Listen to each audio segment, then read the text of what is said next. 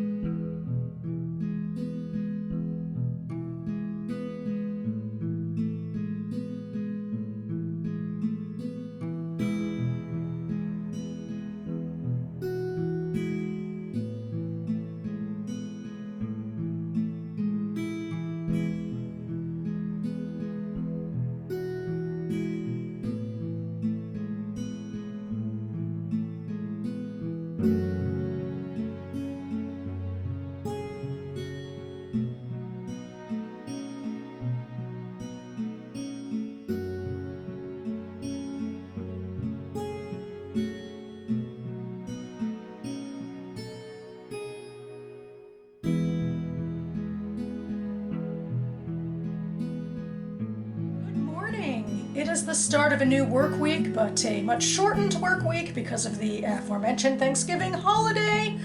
I gotta get out of here pretty quickly. Monday's a relatively normal day, and the sun is streaming in because it's later than it should be when I'm filming. But yes, off to work, and then off to my writer's salon in the evening. Yesterday, I went ahead, it was a weird topsy-turvy kind of writing day for me. I finished Chapter 29, technically speaking, although I did do a lot of summarizing chapters, because I think I'm in that place of knowing that my midpoint chapter has a lot of important information I want to impart, since, you know, it's the midpoint and a turning point, and I'm intimidated, so I did a lot of, you know, summarizing and all caps notes and, you know, good luck to future self, so very rough writing. And then I had to turn around and do a lot of specific writing for some earlier chapters that I had to submit to my beta reading group for next month. So it's like the exact same story, but so hugely different experiences of writing it.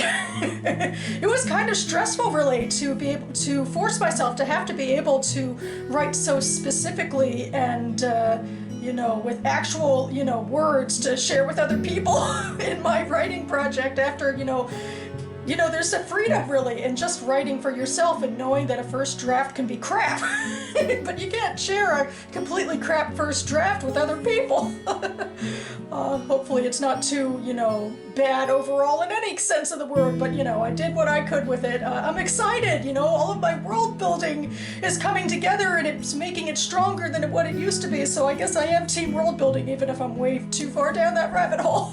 So yeah, that's where I am right now. And now at the salon, I'm going to go ahead and go back to my, crazy drafting and start chapter 30 and start my downward descent into Act 2B and then finally Act 3 somewhere in the distance. I actually feel a little more confident about Act 3. It's that end of story stuff that, I thought of much closer to the beginning of this project, whereas Act 2 is the murky middle of what the hell is going on. But I want to get through that first before I get on to, the good juicy stuff at the end. And so hopefully all will be well today.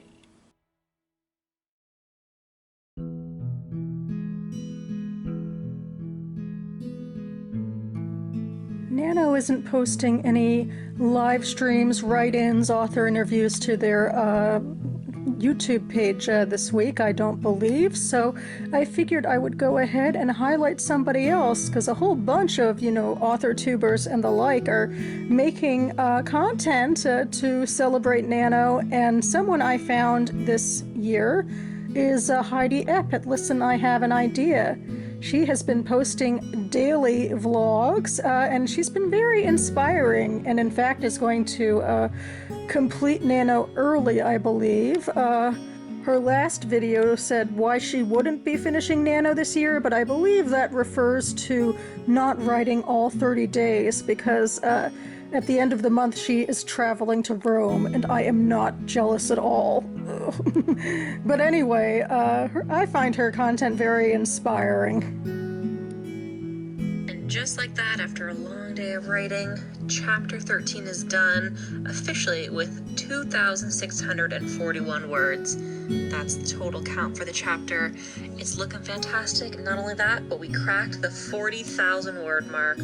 I am so pleased. I have not been doing daily updates on the NaNoWriMo website. I just wanted to do the one, so let us put in those numbers right now. All right, let's add these in here. So, I finished chapter 30 of my fantasy project. And I wrote all of chapter 31. Well, kind of. With both of them, really, I resorted more to writing around the chapters than actually writing them, because that's the stage I'm in right now with Act 2B, where I'm realizing I'm still not 100% sure what I want. So I'm basically fleshing out another outline, I guess, because my outline is, these sentences of what happens chapter by chapter, and now the actual chapters are me saying, well, maybe this, maybe that. And in this last one, I particularly mostly did dialogue lines between my main character and this new character I've been quite nervous about introducing, and probably why I'm moving too slow with all of this anyway. But I still feel optimistic, because you have to start somewhere, and now I have more ideas of where to go with him, and as I've said before, you can't edit a blank page. So I think this is just my progress, or my process, and I'm thinking of Marissa Meyer and what she said last week about not knowing all of her main characters, or characters, in the first draft, and how it takes a while. So yeah, I mean, I guess the lesson, the moral of Nano is to always keep writing, no matter what, even if you don't have the best stuff to write yet, writing something is better than writing nothing. So I got to work from home again today, kind of crazy, not at all my usual, but that also means I finished up my NaNoWriMo 2022 post number 3. Here it is in the editor, and I'm going to go ahead now and hit publish and see how it goes. Do-do-do.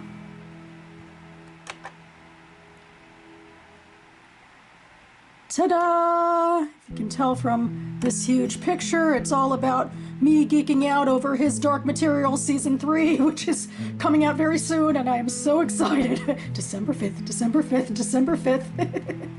But to wrangle this back to my fantasy project, I actually do talk about it, maybe more than I should publicly, in fact, but I'm comparing it to a lot of, these fantasy stories like his Dark Materials that I've taken inspiration from, so it's all in good fun and lots of respect.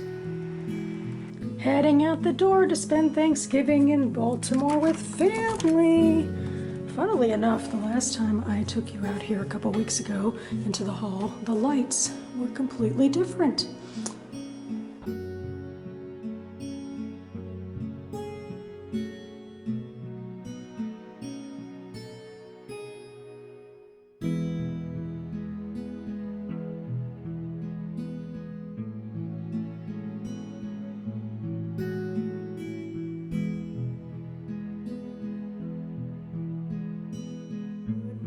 And happy Thanksgiving! I am here in my niece's bedroom in my parents' house because, all the rooms are kind of taken up at the moment.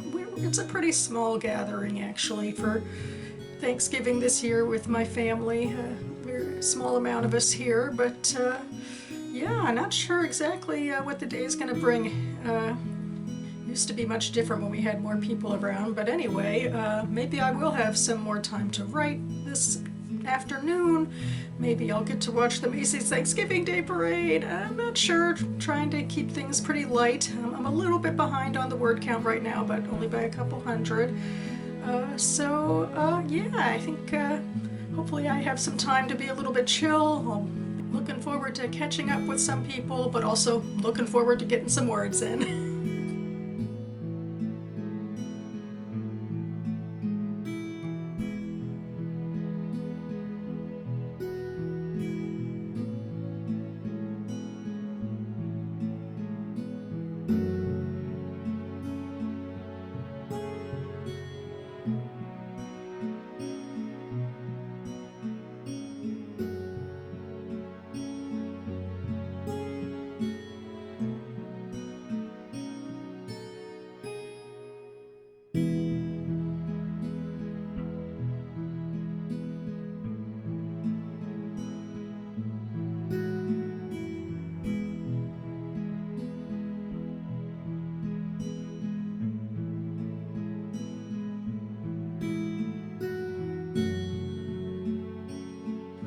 I finished Tomorrow by Gabrielle Zevin. Here's my review on Goodreads, and I liked it. I liked it a fair bit. I thought parts of the narrative structure were a little too quirky and uneven for me, but small quibbles overall were in this story spanning about 30 years, from the 80s to the first decade or so of the thousands, where we're following Sam Mazer and Sadie Green, who are these two kids when they meet in strange circumstances in like the game room of a hospital, and they bond over their love of gaming, and they fall out of touch for a little while after this experience, but then kind of get back together in a friendship way in college and decide that they want to create a game together. So that's what they do. In fact, suspending their senior year of school to make the game come together with the help of Sam's roommate Marks, who's also in the picture. And yeah, the game is a smashing success. And so much so that first they, sell it to an existing company, and then after this they three of them bond together to make their own gaming company and continue to make games for the next several years together. And it's a deep dive into looking at games almost as a metaphor for friendship and for life and perseverance. We have these three characters with things going on in their own lives. Like Sam is dealing with a disability and the loss of his mother, in his childhood years, and Sadie, in part, is dealing with being a woman in the gaming sphere, which comes with its own sort of problems due to misogyny in that cultural space, and so that she has this love of gaming, but that she isn't fully taken seriously about her contributions, and then she ultimately gets in a relationship and has to deal with grief there. But like through all of this, it's really about the friendship between her and Sam is like the major focus of this, and really, I thought it was a beautiful way to talk about gaming, that it wasn't about like just gatekeeping and like, you know, shallow cultural touchstones, you know, like another famous gaming story, but it really was a way to, you know, talk about a love of gaming, but, you know, make it accessible to everyone and make it a deeper story than all of that. So I really like this, so I'm going to go ahead, and I think I've decided I do want to vote for this in the Goodreads Choice Awards, so let's see if I can go ahead and do that.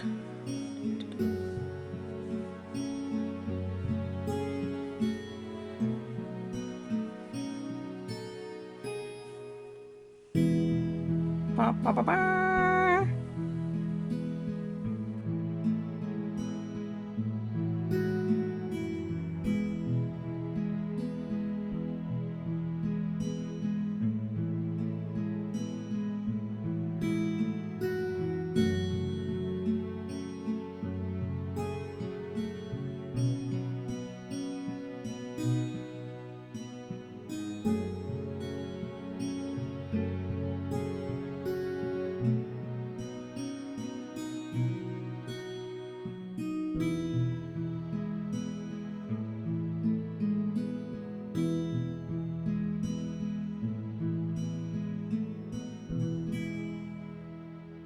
Good morning. This is my last day at my parents' house for the Thanksgiving holiday, so I want to make this short and sweet, say goodbye to my family. I've had a great time hanging out with them, and I am so surprised that I've pretty much stayed on target with the word count in the interim, although it took a lot of late nights, so I'm a little worried about needing a significant nap. That being said, I think when I get home, I'll have time to go into DC for the writing salon Saturday session.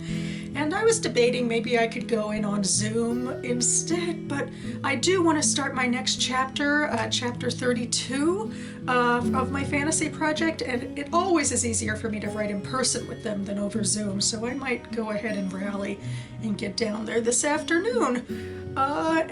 Yeah, because the ball has to keep on rolling here, and as much as hopefully I can take some time for a nap, this weekend would be a great time to not only stay on target, but to move a little bit ahead of target so that I can make sure that I get to the finale, you know, right on time.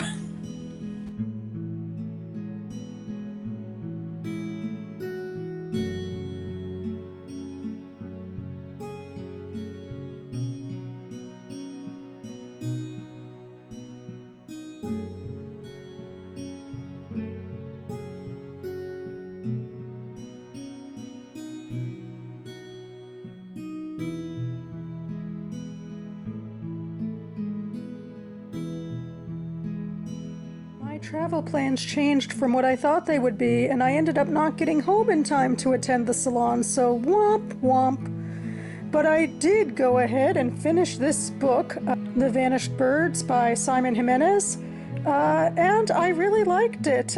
This is a science fiction book in the far future, spanning 1,000 years technically, with the sort of interconnected stories going on, obviously, for that type of time frame. We start in old Earth, quote unquote, which is, you know, about 1,000 years from today's date, give or take, in a world where birds are vanishing. There's this, mathematical genius, Fumiko, who joins this budding corporation, the Umbai Corporation, to make space stations for them, which she names for these vanished birds who've captured her fancy. But, you know, it's one of those deals where she basically has to do it at the expense of, like, the only real relationship she ever finds in her life. The first thing we do is track a relationship between this space captain, Nia, who travels through folds of space, and so what takes her, like, you know, 5 months of travel back and forth, transporting the goods that this agrarian society produces for the corporate empire, takes the people on the planet 15 years, and it tracks the relationship she has with this person whom she meets when he's a young child and knows, in the 15-year spurts throughout the rest of his life. And at the end of their relationship, when this man, Kaeda, is an old man, he gives her this boy who mysteriously crash landed on the planet with limited history, but has this affiliation for a flute. And Nia and her crew take this boy back to the Pelican space station, where Fumiko is still alive because she spends most of her time in stasis. So she lives technically for little bits and spurts throughout the 1,000 years since, old Earth. And it turns out she's been waiting for this boy who has this massive destiny, and charges Nia and a new crew to sort of ferry him around until his true purpose is revealed. And I thought it was beautiful, but I guess I do feel like ultimately it's one of those stories where there's too many characters that are too disparate that I kind of couldn't connect with all of them the way I might have hoped to. And I kind of wished Fumiko's story was more fleshed out. It seemed like the one that had the most promise about, ambition and love lost in the vast space of time. But I also see how the story between Nia and this boy, is fascinating in a world-building sort of way, and it was really interesting to see where it went. But I feel like I wasn't quite as emotionally attached to them, but maybe I could have been.